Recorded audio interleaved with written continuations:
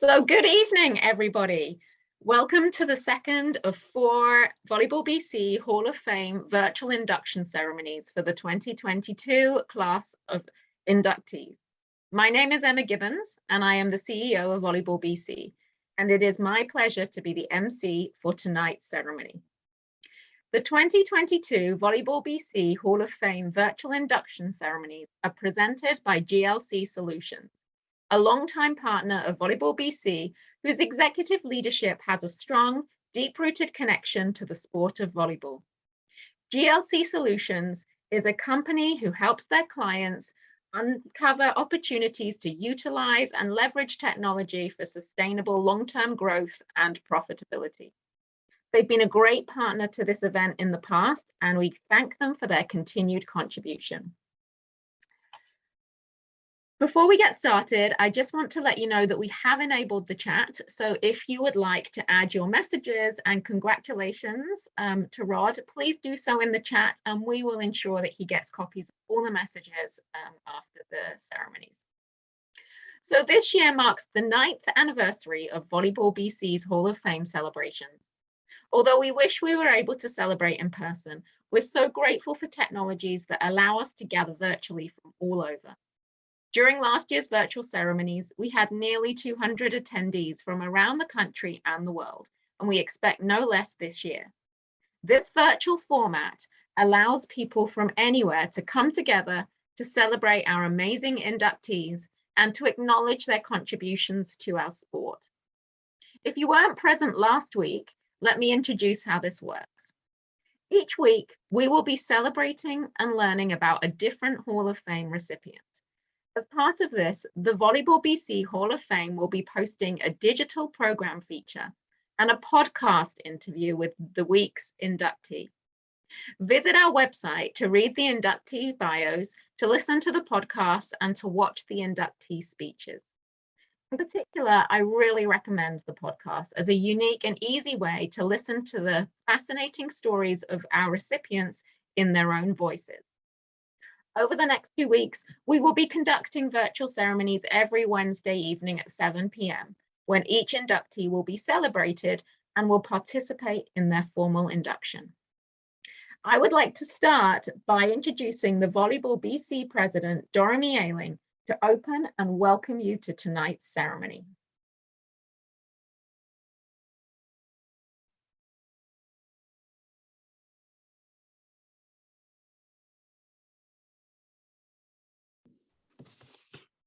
Good evening. Just a few technical challenges. On behalf of the Volleyball BC Board of Directors, I would like to thank you for joining us this evening for the 2022 Hall of Fame induction ceremony for Rod Belinski. I would like to begin by acknowledging that I am joining you today from the traditional unceded territories of the Coast Salish peoples and extend our appreciation for the opportunities to live, learn, and play on their territories, which include the Musqueam, Squamish, and Tsleil-Waututh nations. Our Volleyball BC Hall of Fame Committee is proud to continue our tradition of recognizing outstanding athletes, coaches, officials, builders, and teams who have contributed to the development of volleyball in BC. We are thrilled that we are able to share this year's inductee stories with you and build on our history of Volleyball BC. Thanks to all of those who prepared the nominations packages and to the committee who completed our reviews working remotely over the past few months.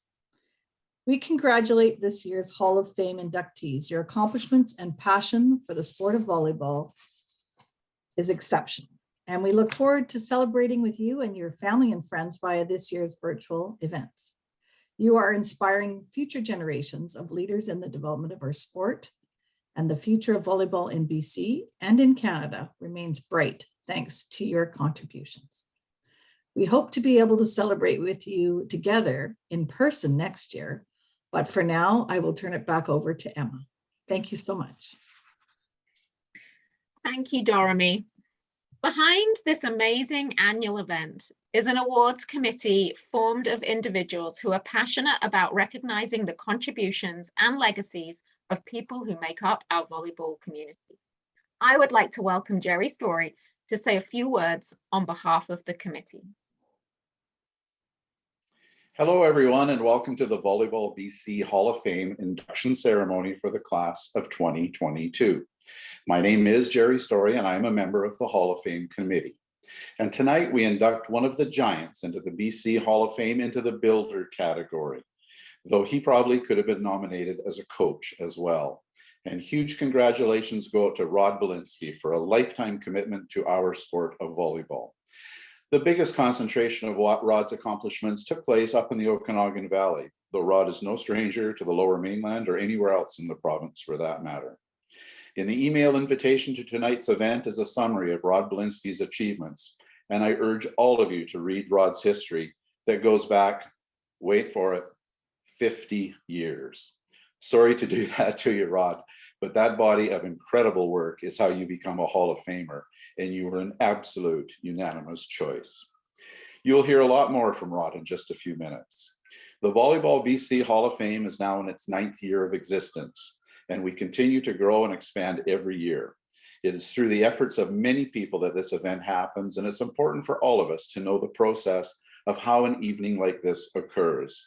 It is through the efforts of the Hall of Fame committee that consists of our committee chair, Doramy Elling, who you just heard from, myself, Charles Parkinson, Mike Rockwell, Jenny Black, Chris Densmore, and Adrian Goodmurphy. Volleyball CEO Emma Gibbons, is also on most every call and meeting. But a big part of the efforts come from you. We rely on nominations to come in from individuals like yourself, and they're most welcome and necessary. We need to hear from you to make sure we do not miss anyone who deserves to belong to the Hall of Fame. And not everyone just gets in. The nomination packages with letters of support come to the committee and are evaluated under a strict adherence to a strict criteria. But we do rely on you to send in the nominations that allow us to do our work. It's simple. Go to the Volleyball BC website and find the Hall of Fame links, and there you will find the necessary documents and instruction. And lastly, if you have any interest in becoming a member of the selection committee, just get into contact with any of the committee members and express that interest to you.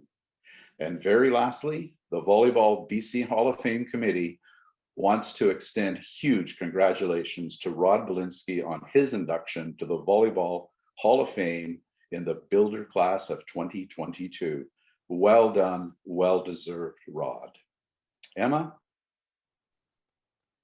Thank you, Jerry. On behalf of Volleyball BC, I would like to thank all of the awards committee for their hard work again this year in guiding the Hall of Fame nominations and selections process. Now on to the main presentation. We are here tonight to induct Rod Belinski, our second individual into the 2022 Hall of Fame, and we will be inducting Rod into the builder category. First, let's look at the criteria. In order to be nominated as a builder, an individual needs to be a British Columbian who has served in the province of British Columbia for a minimum of 15 years and has made contributions in multiple categories, with a focus on the development and delivery of volleyball in BC. The accomplishments that may be considered include, but are not limited to, a history of involvement in the sport and performance, attaining a high level of excellence and ongoing dedication to the building of athletes, teams, or the sport itself, extraordinary contributions to the development and delivery of volleyball programs or events in British Columbia, a commitment to the sport of volleyball as demonstrated by years of service, and significance of contributions. And just as a caveat, it cannot be a sports organization, it must be an individual. And so I would like to introduce, without further ado, our nominee and an inductee for the builder category in 2022, Rod Belinski. A stereo, it beats for you, so listen close. Hear my thoughts in every note. Well, I started playing volleyball in grade 7 at Raymer Elementary here in Kelowna, and I wasn't very good. I didn't like it, didn't have a good teacher. And I got introduced to Rod in grade 8. And I was not a very good volleyball player, but he kept me on the team in grade 8, 9, 10. I didn't get play. Like, we had a really good group of athletes in Kelowna. And I finally started to show signs of, being able to play properly in grade 11. But I got trained by obviously one of the best high school coaches in Canadian history. So I was just lucky to have him. I was very fortunate for my playing career and then obviously coaching career that Rod showed up at KLO Secondary when I think I was starting grade 9. And we were a volleyball team in basketball singlets and high tops. And there was no club volleyball. So if he had not come to our school, there would have been nothing at KLO or in the surrounding area. I think the thing that I really respected about Rod was not just that he was successful in competition, but all the teams that I ever saw him coach, the players wanted to play for him. And that to me is a sign of really good coaching. He could relate to his players very, very well. And I think he was also, he was surprisingly also good at finding roles for players. Okay. He certainly had a string of very good volleyball athletes playing for him, but he also had a lot of people playing for him that later on became coaches and became very involved in the sport. His coaching record speaks for itself. I refer to him as the dean of boys volleyball of British Columbia. No one has ever come close to his record of how many times he got to the provincials, how many times he was actually playing for a medal. It was just unreal, year after year after year after year. So there's one thing that is consistent in that run was him as the coach. Yes, you have to have good players, but he's developing the same good teams every year, year after year after year after year. You look at his track record, and every year he would put together a championship team, or a threat at least, right? And the cool thing about KLO is we're a single A school. We're a very small school, but we played double A teams, triple A. The quadruple A teams from Alberta would come in and we would challenge like anybody. So it was really cool to see a small pool of athletes and every year put together a championship threat team. Without question, Rod deserves induction into the Hall of Fame, and his contributions in so many areas, and just how dedicated he is, regardless of whether that's coaching at whatever level, administrating, all the work he did with boys high school volleyball, just incalculable, the contributions. And then with refereeing as well. So I just can't think of maybe anyone else, at least that I know, that has made the volume of contributions over that time in those large number of areas. What he's done with the high school championships, I think is an incredible achievement. He gave that event stature. He expanded the size of that tournament. He tremendous local exposure. He learned how to work with sponsors, and now he's officials allocator in the area. So he's had his foot in every aspect of the sport, and so I think it's very fitting that he's inducted as a builder. I'm very, very happy to welcome you to the BC Volleyball Hall of Fame. It's absolutely fascinating that the foursome of golfers that we have been traveling down in the States in the wintertime for a winter golf game is now complete. All four of us are in the BC Hall of Fame volleyball. So welcome to the foursome and welcome to the club.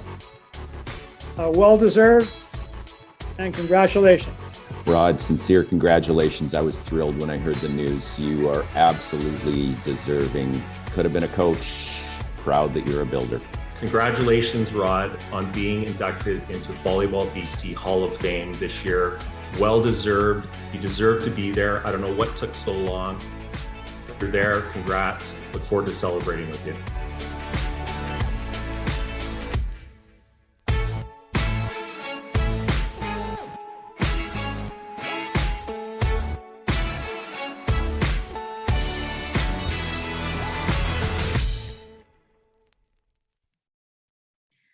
Wow, what a great video with great testimonials about a great building. On behalf of Volleyball BC, it is my absolute privilege to welcome to the Volleyball BC Hall of Fame, Rod Belinski. Rod, the stage is all yours. Well, thank you, Emma. It is an honor to be joining the Volleyball BC Hall of Fame. And of course, I have a number of people to thank. The first is Hugh Wong, who made this nomination. And thanks for the support from Doug and Dale and Conrad. Thank you very much. I love to coach sports. From the moment I got started, it became a major part of my life, a very time-consuming part of my life. Therefore, I must thank my wife, Jordy. I always hear from coaches how they have to quit, or they're worried because they are away from home so much. What Jordy put up with in the first 2 years of our marriage was me coaching 12 teams over 3 high school seasons, provincial teams in the summer, at the same time playing basketball and major men's fastball. Thanks for raising our 3 kids, Jennifer, Laura, and Scott, each of them born right in the middle of volleyball season. Thanks, Jordy, for being a survivor. It has been fun looking back at old programs, finding pictures to remind me of events, but very difficult to try and present something in this virtual setting that covers 45 years of coaching. The one thing I felt I had to do was mention a lot of people who helped me get to the Hall of Fame. So I've put this into 3 different parts: provincial team, high school, and hosting. The first part was becoming a volleyball coach. When I took my level 1 coaching certification in 1971, I did not realize that Volleyball BC at the time was only 6 years old. I think many coaches at the time were being fast-tracked into the sport. My coach at Camp Winfield was Dale Oman, and I also met Vic Lindell that year.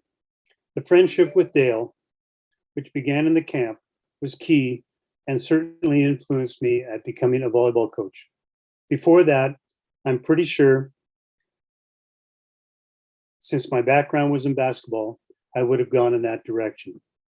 Over the next few years, Dale invited me to coach at Williams Lake Camp and also teamed up to coach at BC age group teams.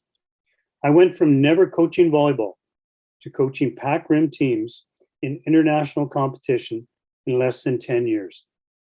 Amazingly, in 1980, co-coaching with Dale, we had a 27-day trip to Japan and Australia, coaching the men's pack rim team.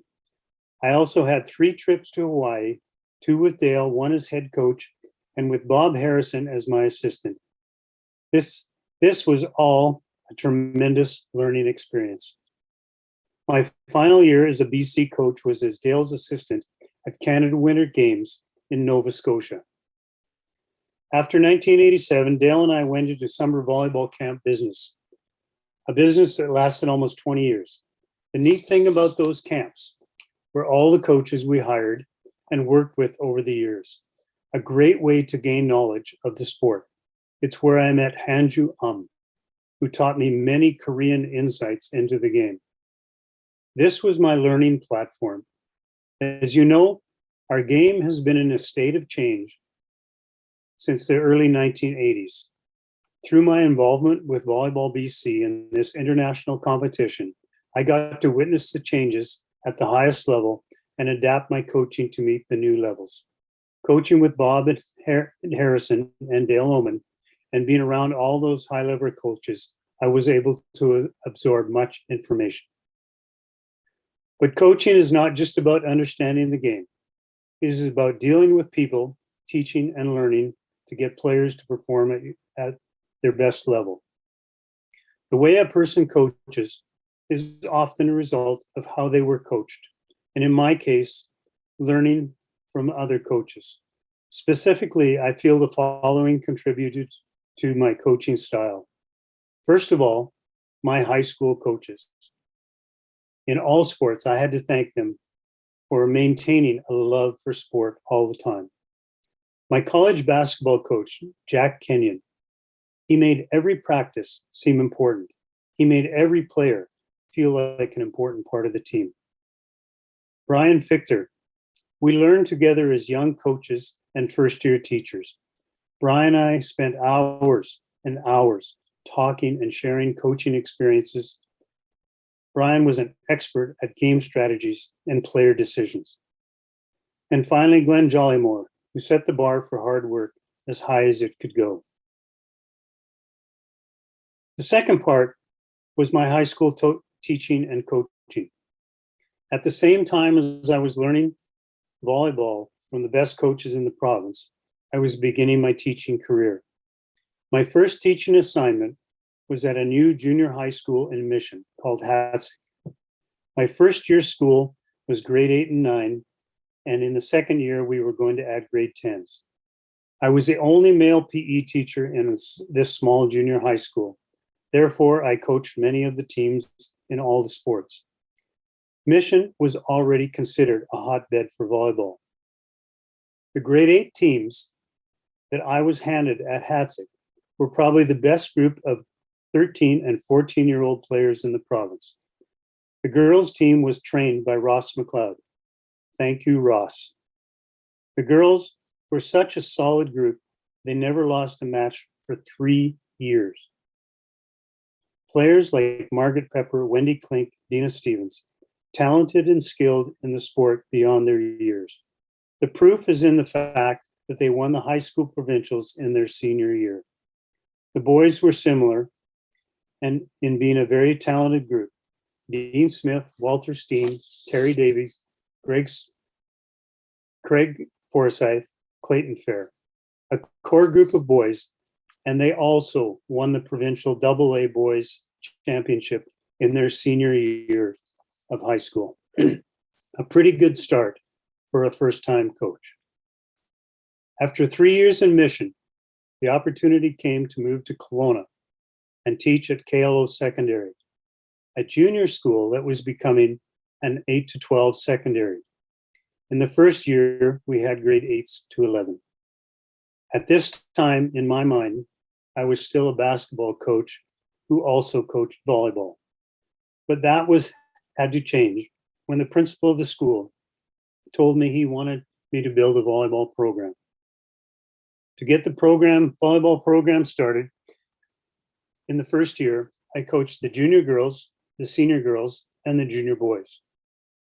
I had assistant coaches for the girls' teams, but my intention was to build the boys' program starting with the junior boys. I was handed gifted volleyball players in Hatsik, but at KLO, I was getting athletes who already had a winning attitude. It was this senior girls team that gave me my first indication as to what the KLO attitude was all about. Their winning attitude showed early. When I gave them the season schedule, they questioned me on why I did not put the date of the provincials on the schedule. This inexperienced group of grade 11s, most of them all basketball players, they still set the goal of making the BCs in volleyball. One member of that team was Joanne Ritchie.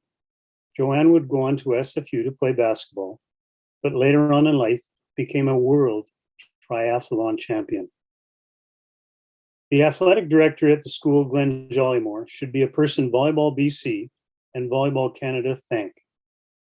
When I was picking my junior boys team, I decided I had to make 2 cuts. 2 of the smaller players. I was a young coach, and I was going for size. Glenn Jollymore took me aside and gave me some local advice. He said, you should keep those 2. They are great kids from good families. One of them was Paul Person. Paul, in grade 12, became KLO's first provincial all-star. The other was Doug Reimer, our starting setter in grade 12, and a guy who has had a pretty big impact on volleyball in Canada. So that is my start at KLO. But besides having this totally involved staff, KLO seemed to have more than its share of elite athletes. Some of that was related to our catchment area. Not more than a block away from Kalo was a Kelowna community nicknamed Little Italy. From there came the Rissos, the Russos, the Puccis, and the Paglieros. Many of them were core players on teams at KLO for years to come. Hall of Fame inductee Erminia Russo was part of that Little Italy connection. I got to coach her in basketball in grade 10. My senior boys team made the provincials in 1978. It started a streak with only 1 year missed for the next 20 years. I don't know if there was something in the water or just the luck of the draw, but I can't imagine coaching a better group of young men over that span of time. Passing the torch, as they say, was easy, thanks to the families. I had 16 sets of brothers: Bruce and Brian Miller, Norm and Willie Bourne, Renee and Kevin Van Hollebush, Shane and Kelly Bellman, Jim and John Laidlaw, John and Jamie Shell, John and Adam Lyle, James, Jason and Jeremy Baxter, Renee and Glenn David, Tim and Todd Schroeder, Jason and Mark Sawinski, Kevin and Patrick McClelland, Brent and Neil Basalt, Scott and Jeff Emsley, Kyle and Bryce Reschke, Ben and Steve Feist. Those were the brother duos.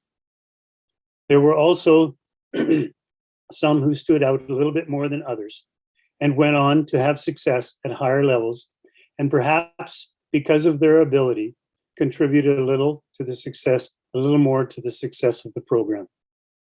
The group started with Doug Reimer, who went on to play at U of Vic and do a little coaching, Dave Risso, an all-Canadian at U of Vic and a professional career in France, provincial tournament MVPs, Wayne Van Dam and Jason Baxter, Conrad Lineman, not a bad university player, and an Olympic beach volleyball player.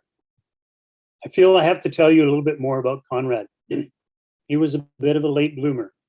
In grade 11, he was not on our starting lineup. I had a very good team with an excellent group of grade 12s, and I would always start my grade 12s if they were as good or better than the grade 11s. Conrad improved so much that in November that year, rather than saying we were changing the starting lineup and moving a starter out and putting him in, we changed some positions and had a lineup called Conrad. If the first lineup didn't win, we started the Conrad line in the second set. In Conrad's grade 12 year, we were supposed to win, or at least make it to the final of the provincials. Unfortunately, Conrad was about the only person on the team who did not have the flu. Jordy was nursing my players in the hotel and telling me each day who might be available to play. Bronze was a pretty good finish. Starting in '92, I had a number of players who went on to excellent college and university careers. Brent Basalt, Greg Poitras, Brett Dravinsky, Kyle Reschke, Scott Emsley, Mark Ellingston, and Jeff Emsley. Actually, all of the 95 team were highly recruited and had excellent university and college careers.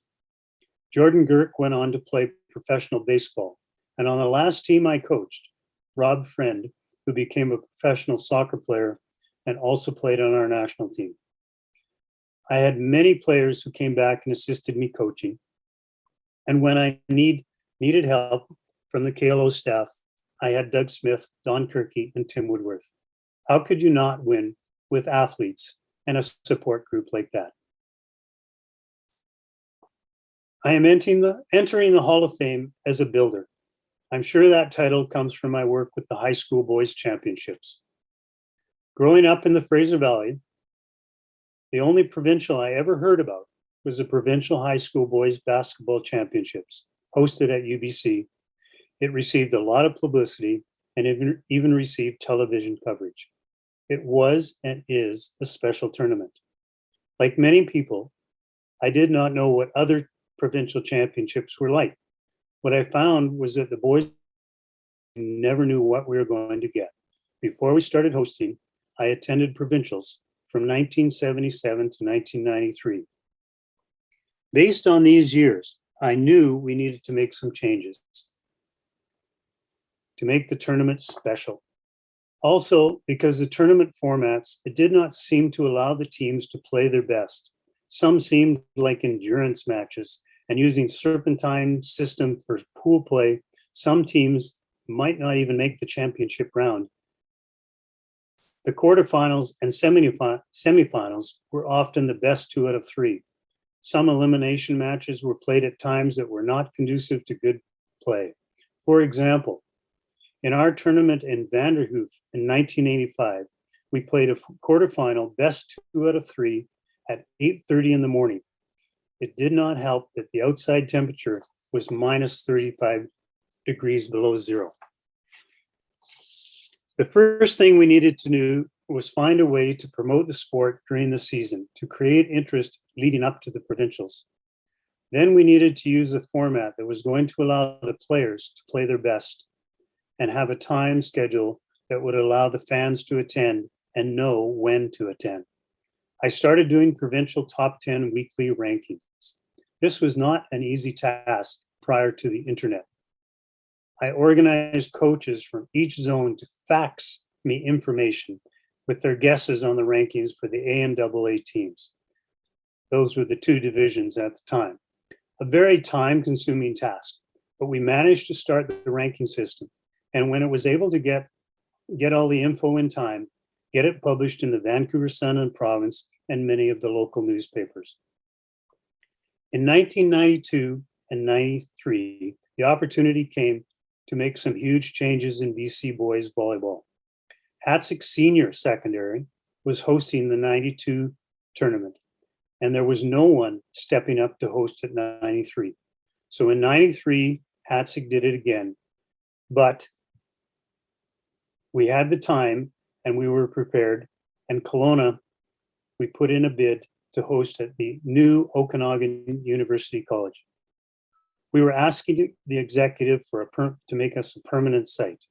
The best we could do was get a 2-year commitment renewed at each AGM, which meant the tournament could not be moved without a year's notice.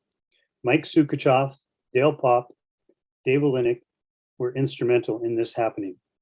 In the first 2 years, we only hosted the AAA division. In 94, we kept the round robin format, 2 pools of 8. But in 1995, we were able to start using a power pool system, using the final regular season rankings to determine and help come up with playoff brackets. The championship bracket included all 16 teams and were all the best of 5 matches. Semifinals played on Friday night and finals on Saturday afternoon. These were all huge changes for teams traveling to the Okanagan and coming to Kelowna. It took a long time for people to realize that this was good for the game. It probably didn't help that KLO won the first 2 years that we hosted. People started to suspect that we were setting up the draw to suit ourselves. Using this format, the schedule, we hosted for 20 years. And after 1995, we combined the AAA and AA divisions. Some of the years we hosted the A and AAA and AA and AAA. Two of the years we also included the 4A girls division. The largest we ever got was to be 48 teams. The group that ran the tournament became known as the committee. There were many changes to the makeup of the group from year 1 to year 20, but there were also many who were part of the committee for all 20 years, and many for 12 to 15 of the years. The starting group included Dale Pop, Norm Hansen, Doug Murrah, Ivar Stravinsky, Hugh Wong, and Fane Triggs. After the first few years, the committee always included the senior boys volleyball coaches from each of the high schools in the Kelowna area. We added some key parents and volleyball supporters to the group, Brian Rowe and Don Koshinsky. All of these people, and a number more, worked together year after year to put on a special event, one that players and coaches would hopefully remember all of their lives. It was sad to see the tournament leave Kelowna, and when UBCO changed to youth sports, we lost the use of the facility. It had to happen. I feel that if it had not happened in that manner, that we would still be the host today. Thanks to all of the committee members, whether you were there for 1 year or 20, I would not be in the Hall of Fame without the great help from your and your support. In closing, I would like to congratulate all of the new inductees. I feel so privileged to be joining this special group. Thanks to the Volleyball BC committee for this honor. And thanks again to Hugh Wong, Dale Oman, Conrad Lineman, and Doug Reimer for making all of this happen and getting me into the Hall of Fame the same year as Tiger Woods. Thank you. Thank you, Rod.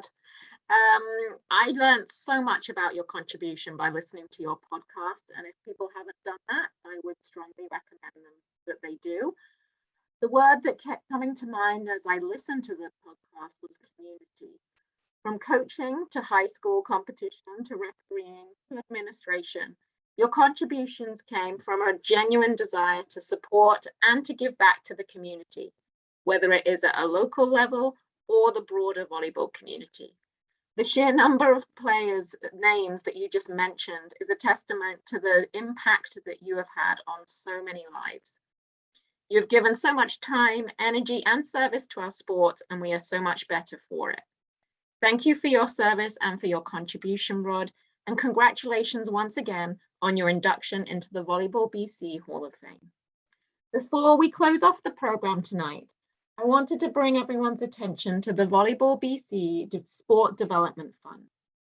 Instead of charging admission to these virtual induction ceremonies, we invite you to consider donating to this fund, which supports program development for athletes, coaches, and referees across the province. Last year, we raised nearly $2,000 towards initiatives that help introduce volleyball to new communities. Please visit Volleyball BC if you are able to contribute. I would like to also let you know that next week, on Wednesday, March the 23rd at 7 p.m., we will be inducting Jamie Broder and Tom Graham into the Volleyball BC Hall of Fame in the athlete category. We invite you to come back on the same day at the same time and learn more about Jamie and Tom's contributions to our volleyball community. You can sign up to attend at the Volleyball BC homepage. Thank you once again to everyone who's attended tonight, and once again, a huge congratulations to Rod, our second inductee into the 2022 Volleyball BC Hall of Fame. Enjoy the rest of your night. Thank you.